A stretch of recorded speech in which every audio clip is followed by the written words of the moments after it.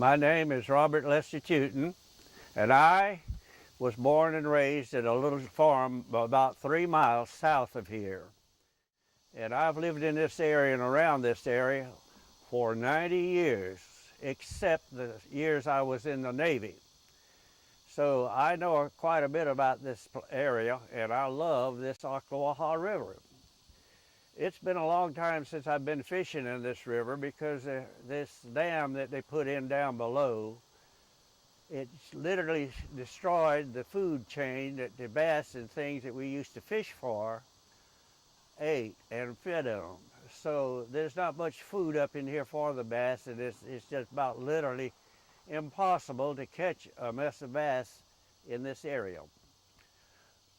I have fished and hunted all around this river almost all my life. Our home was about, well, it was just walking distance from our old home place to the Ocklawaha River. And we had a couple of boats down there that we used. We had a larger one and a small one, but the small one was more pliable to this area because we paddled up these creeks and things where a lot of people could not go. And that's where we caught the big bass, was in those small creeks. So I've lived in and around this area a long time. This spot right here is one of the areas where they used to go across here to the Ocala National Forest. And I've gone across this river in the old ferry that they used to have here when I was a little one. And I've been here around this area ever since. Well, anyhow, this area here is built up a lot more than it is right now. There was no people that come down here except just the natives and the ones passing through. So I remember crossing the river when I was a young one in a horse and wagon when I was I was about 8 or 10 years old, I guess. And I remember going across the river in the old ferry.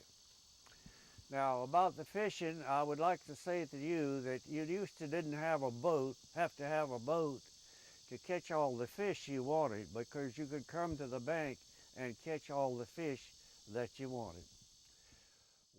We used to have a fish fry once a year or twice a year down at Gore's Landing, which is a landing up the river from here, about 3 or 4 miles. And we didn't have any way of communication except the word of mouth. But we never knew how many was going to be there. So we get the word spread around, and we'd always have a lot of people there. But where do you think the fish was in the morning that we came to the fish fry? They were in the Ocklawaha River. We did not have any refrigeration or anything like that, so we had plenty of fish. The ones down here went up the river, and the ones up above came down and met at Gore's Landing. So we had a great big fish fry once or twice a year, and we had a great time. But you never did have to worry about the fish. Anytime you come to the Ocklawaha, you could catch fish. We didn't have a fish calendar or any instruments like that, but we knew if we got to the river, you could get all the fish you wanted. I remember being baptized when I was 12 years old, right here just due east of the turntable foundation here. And I was about 12 years old when I was baptized here. I'm just real fond of this river. I have a sentimental love for this river. And this was a highway for down south. It was a 75 of the 1800s, because this is the way the big steamboats and things came up the river to Ocala and on overland to Tampa and Cuba and places like that. And this has been a lifeline for many people of the natives that used to be here. And they enjoyed it, and I hope someday that the young generation after us will open their eyes and see what a treasure we did have. It could be back like it was almost, but it'll never be like it is now until they get that dam out down there so the fish and things can come up here that they used to. The food chain has been broken, and therefore the fish does not migrate up here like they used to. When I heard about them putting a dam in here and a canal in here, I like to fainted. I hated that so bad. We have a wonderful treasure here that I would like to see the future generation enjoy, because we enjoyed it so much. It used to be a playhouse from one end to the other, and it was such a beautiful river. But when they started putting that dam in, I was instructed that they were going to build a ditch or a place for the canal outside the river, and they would not disturb the river at all. That's not the case. They crossed the river and in and out everywhere they wanted to as they come through. And they've just almost disturbed the river and put it out fishing. There's a lot of fishing going on, but there's not any fish being caught like they used to.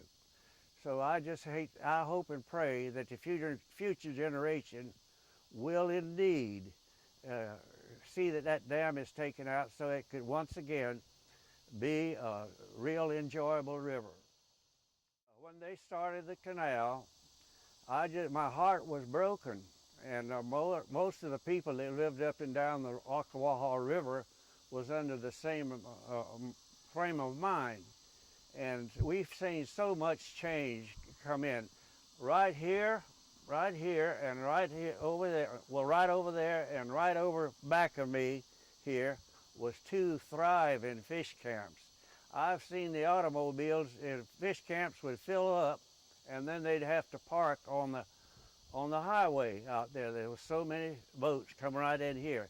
There's a big fish camp at Orange Springs down the river. All of them closed up as soon as they put the dam across there. I have seen this river go down to almost nothing. I understand they were going to try to take some water out of it for the South Florida business down there. But if they do that, they'll finish this river off and the St. Johns, and it'll never be like it was, never. But when Margie was up here and she was able to get the canal stopped, we have worked so diligently. I've been to Tallahassee myself and talked about 5 times, and they got a deaf ear on you doing up there. The big wigs from in Tallahassee and also in Jacksonville, the ones, they don't even know anything about how valuable and what a precious treasure we have in this Ocklawaha if they would just fix it like it was, but it never will be. Margie did a wonderful job of getting this stopped. We've tried and tried and tried to get it stopped in Tallahassee, and we cannot get it stopped and have not been able to. But I have not given up. I've talked to the future generation to try to get their eyes open so that they can see what a treasure we do have. When I was young, we used to walk down to the Ocklawaha, and we had 2 boats down there, as I said, and we'd get in the smaller one, and we'd go down the river till we come to where we knew a creek come into the river, and then we would paddle up the creek fishing, and that's where we got most of our big bass, but there was good fishing out in the main stream here. When I was young, we used to go down there, and we'd go down early in the morning, and we didn't row because it's too narrow in the creeks, and so we paddled. One would fish and the other one paddle, and we just take those bass by the number. We go up to where the creeks come back in the river or in the Old Dead River, and then we drift down and both of us fish. Many times I have gone out fishing, and if we cull the bass back, you know, the little one, and we cull them back, and if we come out with less than 50, no, not 50, but 20, we had a bad day. We had all the fish we had.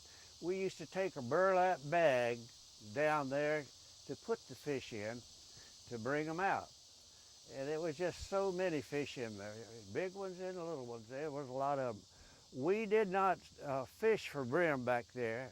We had the old rod and reel, the old conventional rod and reel, and we'd catch enough brim on the big plugs to have all the brim we wanted. We just fished for bass, and we've caught so many. It's long, just before they put in this dam down here. Well, I started fishing over in Palatka. I live in Palatka, and my wife said, "You're not going off in this rain." Yeah, I'm going off in the rain. It may not be raining over in Eureka.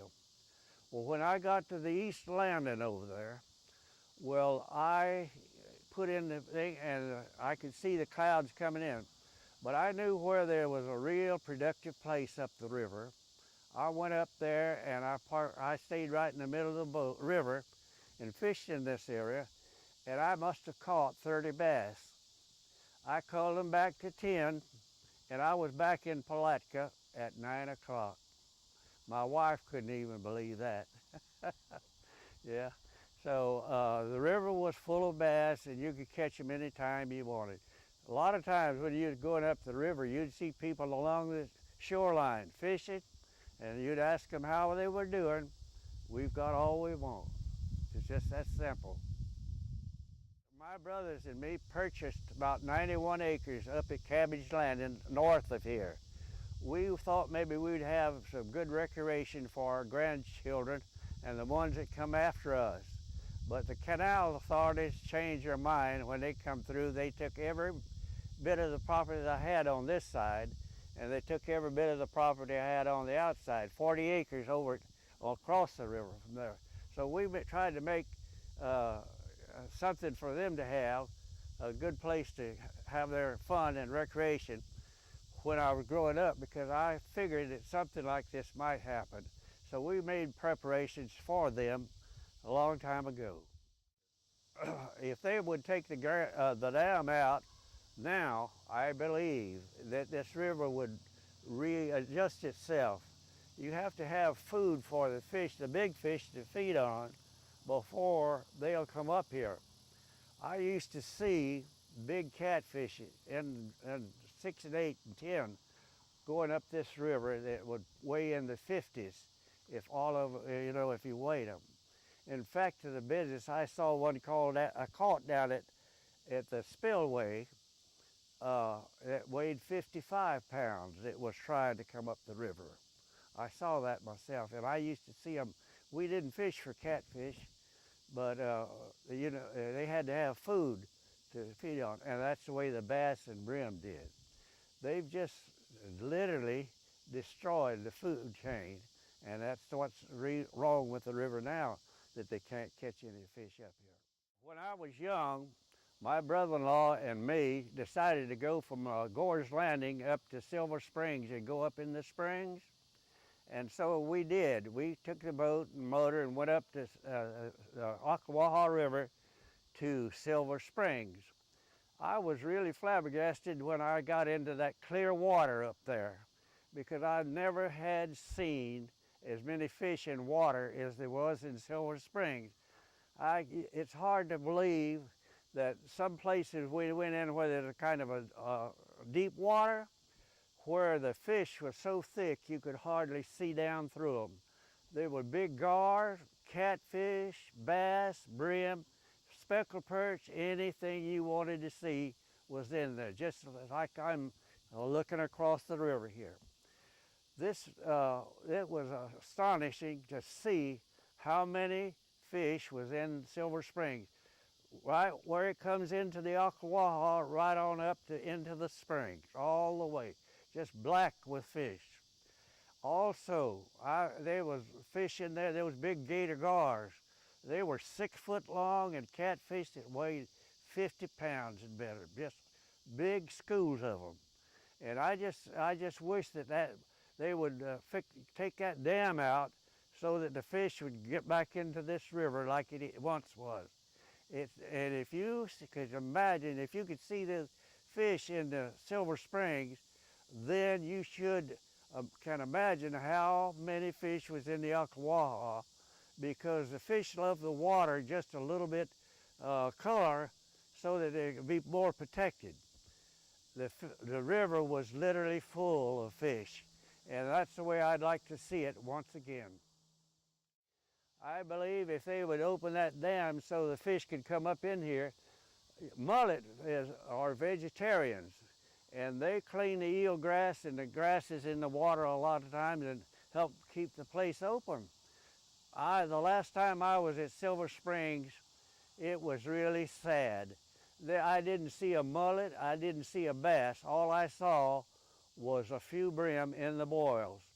It's just devastating. It's really sad to see Silver Springs and Silver Run like it once was, and the Ocklawaha.